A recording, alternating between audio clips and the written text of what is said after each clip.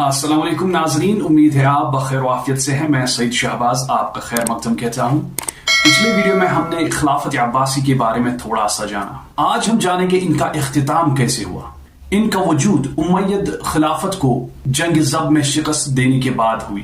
पहले खलीफा अबुल अब्बास अस्सुफ़ा थे, फिर अल मंसूर आए, लेकिन इस्तेहकाम का वक्त महदी, हादी और खलीफा हारून रशीद के दौर से शुरू हुआ। हारून रशीद बहुत ही बेहतरीन और नामवर खलीफा थे। इनके खिलाफत के बारे में हम किसी और वीडियो में बात करेंगे इंशाअल्लाह।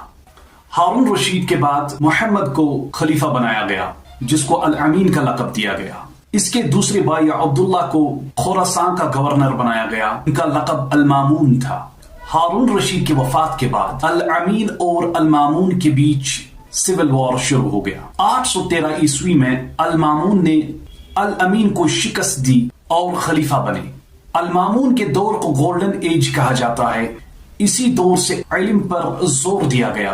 इस वक्त के बेहतरीन और ज़हीन लोगों ने शराकत की in the field of mathematics, astronomy, medicine, philosophy और लिटरेचर में।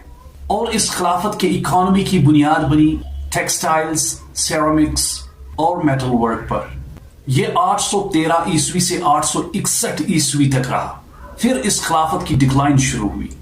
अल मुस्तसिम, इनका असली नाम अबुल कासिम, इनका लक़ब था अल मुस्तसिम, जो अल मामून के भाई थे। उन्होंने जब खिलाफत को संभाला, बगदाद में दूर दूर से लोग आते थे इल्म सीखने के लिए। यह इल्म का मरकज बन गया था। बैतुल हिकमा, हाउस ऑफ विजडम, एक अट्रैक्शन बन गई थी बैरून मुल्कों के स्कॉलर्स के लिए, जहां पर ये लोग आर्टिस्ट्री, लिटरेचर, एस्ट्रोनॉमी और मेडिसिन सीखते थे। ये दिलकश नजारा था जब इस्लामिक एम्पायर ग्रो कर रहा था। ये एम्पायर इतनी बढ़ गई थी, अरबिया से Levant, Syria, north Africa, Iraq और भी आगे। लेकिन जब मंगोल्स आ गए, ये नोमैड्स थे, ये मुख्तलिफ थे अब्बासीज से। इनकी वॉर स्ट्रेटजीज डिफरेंट थी। दूसरी तरफ अब्बासीज जो ज्यादा सीखने और इल्म पे तवज्जो दे रहे थे, इनकी मिलिट्री पावर बहुत कमजोर थी और ये पॉलिटिकली भी बहुत कमजोर थे। जब मंगोल इनकी तरफ बढ़ने लगे, हालांकि मंगोल्स सरेंडर का एक मौका जरूर देते थे, लेकिन अगर ये ऑफर किसी ने डिक्लाइन किया तो मास डिस्ट्रक्शन होता था। गेंगिस खान जो मंगोल्स का सरदार था, उसने मंगोल्स को इकट्ठा किया। उसके बाद उसके पोते हलागू खान ने टेक ओवर किया और मंगोल एम्पायर को एक्सपैंड किया। कहा जब हलागू खान ने अल मुस्तसिम को सिटी और खुद को सरेंडर करने के लिए कहा, अल मुस्तसिम ने मना कर दिया। हलागू खान को वापस जाने के लिए कहा। हालांकि खलीफा को यह ख्याल था कि बाकी मुस्लिम दुनिया मदद के लिए आएगी, लेकिन ऐसा कुछ नहीं हुआ। कुछ ही दिन बाद अल मुस्तसिम को एहसास हुआ मुझे सरेंडर करना चाहिए, और वो हलागू खान को पीस टॉक्स के लिए कहने लगा। मंगोल्स एक मौका जरूर देते थे, लेकिन उन्होंने वो मौका गंवा दिया था।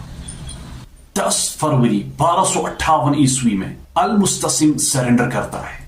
3 दिन के बाद करीबन 3000 लोग मार दिए गए। कहा जाता है रिवर टाइग्रिस खून से लाल हो गया। हजारों की तादाद में किताबें, मैन्युस्क्रिप्ट्स और इनोवेशन की दलाइलें पानी में फेंक दी गई। कहा जाता है जो पानी पहले खून से लाल हो गया था, वो अब स्याही से काली हो गई।